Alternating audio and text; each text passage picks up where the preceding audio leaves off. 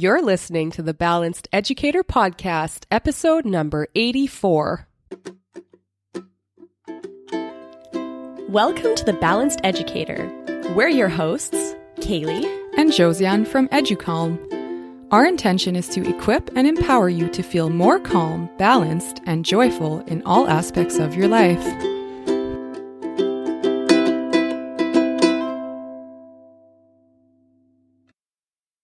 Hello there and welcome. We are so happy to have you here today. Today on the Balanced Educator Podcast, we are talking about 5 ways to promote growth mindset in the classroom. But before we get into it, we'd like to chat with you about our sponsor, Free Label. We love Free Label. One of the things that we love about them is that they are focused on being inclusive. So first off, they create beautiful garments that fit on a variety of body types, which is awesome. And secondly, they're continually working on expanding their size range so that they are serving a broader community of lots of different shapes and sizes of beautiful bodies. And even just me and you, we have very different body types and we both look good in Free Label, if I do say so myself. I agree. So if you guys would like to check out Free Label and join us in being comfortable and looking great, go to educalm.com/free label. Again, that's educalm.com/free label. All right, let's dive in. All right. So on last week's episode, we talked about growth mindset. I shared a story that was super important in my life and totally changed the way that I look at education and really informed who I became as a teacher and what my values were as a teacher. So let's start this episode by talking about what is growth mindset exactly. So there's 2 different mindsets, according to Carol Dweck, who wrote the book Mindset and has done a lot of this work on growth mindset. Her work is supported by lots of other different researchers. So this isn't just one person that did this research. And also she has been conducting these types of research really throughout her career, a long career, and didn't write the book till she'd been studying this for, I think it was 30 years or something like that. Oh, wow. Yeah. So a lot of work has gone into this.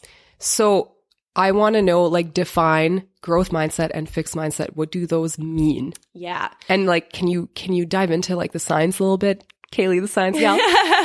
Yeah. So there's these 2 different mindsets. One is the growth mindset. So in the growth mindset, that just means that the person has a mindset, a belief that their traits are malleable. So it's the belief that the intelligence I have right now isn't stuck as is, that I can do things to grow my intelligence. If I, right now am not good at drawing, well, that doesn't mean that I would never be good at drawing. If I work at it, I can become a better drawer over time. Which literally happens in the brain as you create the neural pathways. Did I get that right? You did. You must be listening to me a lot. That's exactly it. So the science of the brain and why in the past growth mindset wasn't such a big thing was just that studying the brain is kind of like a newer science, right? So in the past, scientists believed that the brain was as it is and it stayed like that your whole life.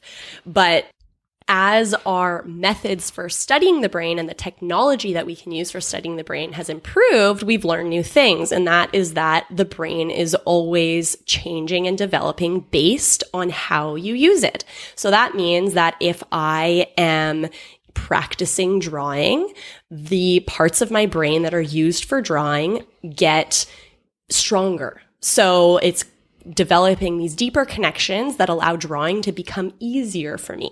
So everything is hard in the beginning, and the more you work at it, it gets easier because your brain develops and forms to be better at doing that thing because it sees, oh, you do this a lot. Okay, I'm going to hold on to this pathway, this information that allows you to do it more easily. Now, we often hear in our classrooms kids saying things like, I can't do this, or I'm not good at this, or I'll never be good at this, or, you know, they become frustrated around things that they can't do yet. So it's up to us as teachers to teach them growth mindset, to know what it is, and also to take on that mindset. Sorry. So we're now going to teach 5 ways to do this. So starting with number 1, framing. Yeah. So the cool thing that Carol Dweck showed in a lot of her studies around growth mindset was checking if growth mindset can be taught. And in fact, it can be taught. So even if we have students, as you described, that tend to say things like, I can't do this, I'll never be able to do this, this is too hard for me, things like that. When they're saying things like that, that means they're in the fixed mindset. But in the studies, it has been showed that we can easily move them from the fixed mindset into the growth mindset. And as we do that, it makes the learning easier for them because they're more open to learning. In the fixed mindset, the child thinks, well, there's no way that I can do this because I'm not smart, so why would I try? With growth mindset, they think, oh, if I try at it, that's how I improve. So how do we do this? So with framing, all we're doing is we are giving a frame to what we're teaching. So a lot of students will come into our classrooms and expect that, or think, if they're in the fixed mindset, that learning is just a way to prove if you're smart or not. So when we're learning things in the classroom, if I get it right away, it means I'm smart. If I don't get it right away, it means I'm not smart. So when we can frame it for our students to show that what I'm about to teach you isn't here to test whether you're good or bad, it's here to challenge you so that your brain gets to work hard and therefore grow. So before teaching a concept, it's as simple as that, saying, okay, I'm going to give you a big challenge. This is going to be hard because I've never taught you this before. But what we're going to do is we're going to grow our brain by working really hard at it. And when we struggle, that just means that our brain is learning and growing and getting better. So by framing it that way, we're showing that struggling isn't bad, struggling is good, because it means we're growing. I love that so much. It's so simple, so effective. And I think it is also something that requires a lot of repetition. Like we need to do this, talk about this on a daily basis so that it starts to stick, that yes, like challenges are good. Yes. We can't just say this one time. Exactly. So it's really developing a culture in your classroom over time of like, hey, in this classroom, we do hard things because hard things are fun. And when we do hard things, we get to learn and grow and develop our skills. If everything was easy all the time, how boring would that be? That's not the point of this classroom. In this classroom, we take on challenges. Okay. And I feel like that segues perfectly into number 2, which is, practicing affirmations. You said in this classroom, we do hard things. Yeah. So an affirmation is a positive present tense statement that helps us to believe something that we might not already believe.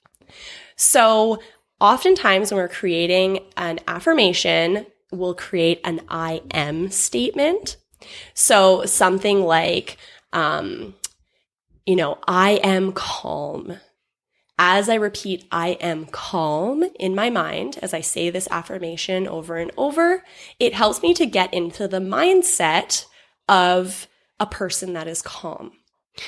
And we can do this with things like when students say, I'm not good at math. Well, we can get the child to just practice saying, I thrive in math class, or I am awesome at math, or whatever it may be. Yeah. So that they can develop that mindset and eventually they'll believe it. Yes. So the way the beliefs work is a belief is just a thought that you keep on thinking so much until your brain goes, oh, I've thought this so many times that this is my reality. So it makes it unconscious. So beliefs are things that we often aren't even aware we have until... Okay, if you're wondering what that clicking sound is in the background, It's just my dog Nova walking around on the hardwood floor. She was also drinking water before. Oh, we like having our dogs around when we're podcasting. It puts us in a good mood, but sometimes they make some sounds. Anyway, moving on. So generally, beliefs are something that you aren't even actually aware is a belief. Like with the story I shared last week, that I didn't even realize I had the belief that a good mark meant that I was a good person versus a bad mark meant I was a bad person. I didn't even recognize I had that belief until someone else was put up a mirror to me and made me recognize that. I was like, oh, okay, I need to change this way of thinking. So the way we can change beliefs is by thinking a new, better feeling thought through affirmations. So a really great affirmation that we can practice that instills that growth mindset would be something like, this may be difficult, but I am strong. Which is actually a poster in EduCalm Classroom in our growth mindset unit. Yeah, exactly. So something you can put up to have as, your class affirmation. When things are difficult, that means I can overcome them. And on that note, we also have like a whole project on how to create affirmations with your students in that same unit. Yeah. Growth mindset unit in EduCalm Classroom. And you can go to educalm.com if you want to try it out for free. Yeah. So you can do the free trial or you can sign up for the full year program. Another thing I love about that project is that the students learn how to create their own affirmations. So, it doesn't have to be up to you to tell them what affirmation to create. It starts to teach them to recognize, where am I having negative self-talk? And then how can I reframe that and create this positive self-talk sentence that helps me to feel strong when I'm feeling like self-conscious, And also like just a great tool to put in kids' toolboxes for the future also. Absolutely. As they get jobs and go to university and do all these things. Mm-hmm. So the third one on our list is coaching instead of correcting. Let's talk about it. Yeah. So this is one thing that I think you have always been a role model to me in the way that you teach. So I'd love for you to talk about this, especially when it comes to writing. So can you speak to this a little bit? I have, and this was a lot of training that I did through the first school where I worked, is to sit down with students one-on-one and just coach them through what they're awesome at, what they're doing really well, and then to talk to them about what they might improve on. But it's really, instead of like circling things in red pen and saying, oh, that's not how you do it, correct this, please. It's really talking them through it and showing them that, yes, in fact, they are strong in certain aspects of their writing. And that's like a huge confidence boost for them. And they always leave these meetings feeling so proud. And not to mention, it's an amazing opportunity to build relationship, right? Yeah, I love that. And that one-on-one work, it gives you that real opportunity to highlight their strengths, give them that boost. And then instead of like demonstrating that a mistake is bad, you can really use that framing talk of framing this as an opportunity for growth. Like even something as little as, oh, see where you, did this here. I used to make this mistake all the time, Matt. It really took me a lot of practice to get this right. So here's a great time to practice always starting with a capital or starting a sentence with a capital, or whatever it is, just saying it in a way that's not like, oh, this is wrong, but, oh yeah, it takes work to practice and grow in our writing. And also we're reframing their insecurities, as writers say, as a strength. Yes. And actually, there's some really interesting research that I came across recently. Michael Roussel, he was a teacher, and then he started getting into a lot of research around mindsets and how that affects learning. And he found this really interesting thing of the importance of surprise in learning and developing beliefs. So what he teaches is that what we're supposed to do as a teacher to really create this growth mindset is to identify our students, what our students perceive as a weakness, for us to twist it in a light so that it becomes a strength. So that it surprises them because they thought it was a weakness, and it surprises them and they go, oh, what? That's a strength? And it's that surprise factor that really makes them internalize that and create a new belief. So fun. It's so cool. Yeah. I need to like dive more into his work because he has a podcast. I was listening to it recently. I kind of like binged it. But really interesting stuff. But what he says that you need to do is say these things kind of in passing. So say, for example, you have a student that reads slowly and is insecure about that. Okay. So then you would say to the student, wow, the way that you read slowly like that really shows me that you're taking time to really learn the information and you're not just rushing through it. That's going to really serve you in the future.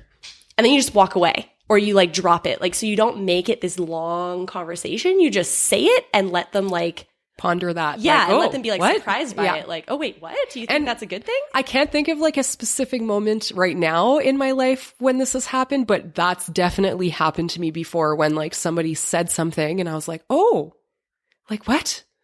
And then you reflect on it for a while afterwards, right? Yes. So you're like, oh, am I that way? Yeah. So true. So true. And I think we could all think of situations where we have negative experiences where someone said something to us and it affected us negatively, but then also experiences where it's affected us positively. So when we're working with our students and thinking of it as coaching rather than correcting, we have that opportunity to reframe their beliefs about who they are as a learner into something that helps them to have this growth mindset.